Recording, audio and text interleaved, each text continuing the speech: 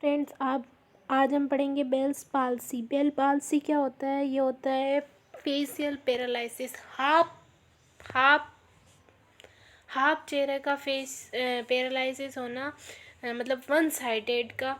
जैसे कि देखो, मैं बताऊँ, ये अपना चेहरा है, ठीक है ना।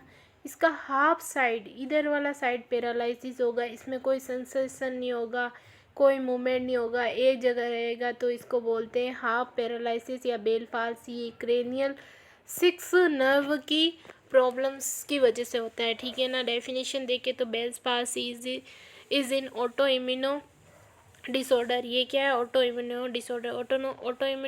ऑटो इम्यूनो डिसऑर्डर किसको बोलेंगे? जो अपनी ही सेल को, मतलब अपनी ही इम्यूनिटी को, बॉडी में जो इम्यूनिटी होती है खिलाफ होती है, मतलब बैक्टीरिया वगैरह से लड़ने के खिलाफ होती है, लेकिन वो खुद की ही बॉडी को मारना शुरू कर दे, तो उसको बोलते हैं ऑटो इम्यूनो डिसऑर्डर, ठीक है। बेल पाल्सी क्या है? ऑटो इम्यूनो डिसऑर्डर है इन विच पैरालिसिस में क्या हो जाता है? पैरालिसिस अक्रिंग हो जाता है in one side of the facial muscle. One side of the facial muscle में पैरालिसिस होना बेल पाल्सी कहलाता है, ठीक है ना। और क्या है? देखो, दो डेफिनेशन है, एक तो ये हो गई, और दूसरी डेफिनेशन क्या है? बेल पाल्सी और या फिर फेशियल पैरालिसिस। बेल पाल्सी या फेशियल पैरालिसिस कोजेड बाय यूनिलेटरल यानी कि एक साइड में inflammation of the 7 cranial nerve which result in weakness or paralysis of the facial muscles of on the effective side. One effective side लिख सकते हैं, ठीक है ना। फिर ये होता किस कारण है कि भाई जो ये बेल पाल्सी है या फेशियल पैरालिसिस है, ये होता किस कारण से? इसके क्या क्या कारण हो सकते हैं? क्या क्या कारण हो सकते हैं? देखो, एक कारण हो सकता है, सबसे पहला कारण है वायरस स्टेप्टोकोकस या स्टेप्टोकोकस नोमस। ये सब कुछ वायरस के कारण ही ये अपने बेल पाल्सी हो सकता है, जो कि ब्रेन, वो वायरस जो ब्रेन या फिर स्पाइनल कोड को, मेनली ब्रेन को जो है ना इफ़ेक्ट करते हैं ना, उसके कारण अपनी बेल पाल्सी हो सकता है। या स्ट्रोक यानी कि कोई भी, मतलब जो ब्रेन है उसके अंदर प्रॉपर ब्लड सप्लाई नहीं जा रही है, जिसके कारण ये हो सकता है। ऑटो इम्यूनो डिसऑर्डर, या पहले से किसी पर्सन को कोई डिजीज़ हो तो इसके कारण भी ऑटो इम्यूनो डिसऑर्डर हो तो उसके कारण भी बेल पाल्सी हो सकता है। वस्कुलर इचीमिया मतलब ब्लड सप्लाई प्रॉपर से नहीं जा रही है, ठीक है, ब्रेन को।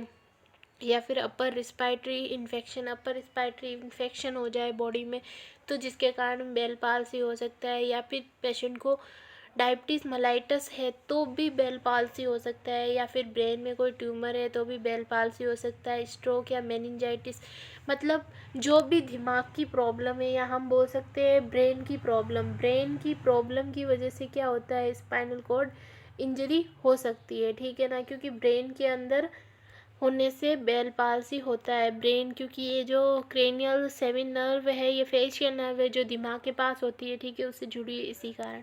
अब हम पढ़ेंगे क्लिनिकल मैनिफेस्टेशंस, मतलब जो बेल पाल्सी का पेशेंट है उसमें हमें क्या क्या लक्षण दिखाई देंगे कि ये बेल पाल्सी का पेशेंट है या इसको फेशियल पैरालिसिस हो रखा है।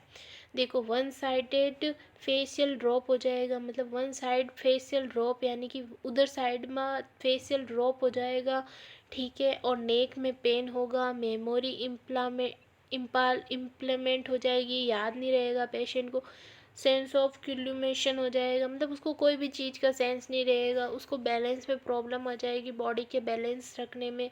फेशियल टिंगलिंग होने लग जाएगा। लॉस ऑफ टेस्ट, उसे किसी भी, मतलब टंग को भी, फेशियल नर्व टंग आती है तो उसको किसी भी चीज़ की टेस्ट नहीं होगा, खाना वगैरह कोई टेस्ट नहीं आएगा। स्माइल सेंसेशन भी उसका लॉस हो जाएगा। उसे किसी भी चीज़ की खुशबू, परफ्यूम वगैरह की, या फिर कोई भी ख़राब चीज़ की खुशबू या फिर स्माइल नहीं आएगी उसको, पेशेंट को, ठीक है।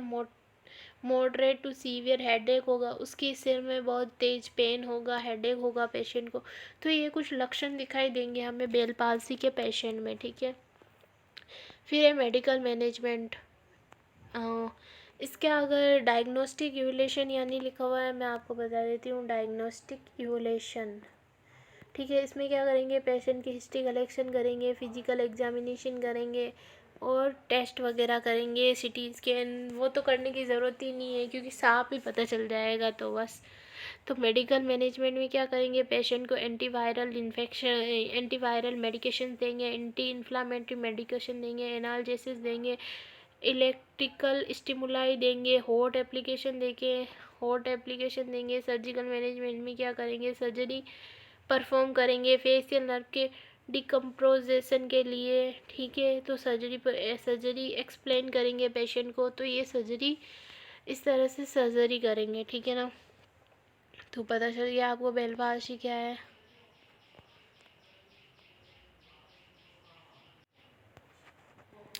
ये ज़्यादा बड़ा टॉपिक नहीं है, नॉर्मल सी डेफिनेशन है कि फेस के वन साइड में पैरालिसिस होना, ठीक है। बेल पाल्सी या फेशियल पैरालिसिस दोनों नाम से क्वेश्चन आ सकता है। इसमें क्या होता है, ये कोजेस होता है, यूनिलेटरल इन्फ्लामेशन होता है 6 क्रेनियल नर्व के कारण, ठीक है ना। और ऑटो इम्यूनो डिसऑर्डर है, ठीक है ना। ईटियोलॉजी हमने पढ़ ली, क्या क्या होगा, कोई भी कॉज हो सकता है। जैसे सबसे पहले हमने पढ़ा था डेफिनेशन में क्या होगा, paralysis is a auto immuno disorder in which the paralysis occurring one side of the facial muscle, ठीक है। फिर ईटियोलॉजी या फिर हाँ कोजेस या ईटियोलॉजी बोल सकते हैं, ईटियोलॉजी या कोजेस बोल सकते हैं हम।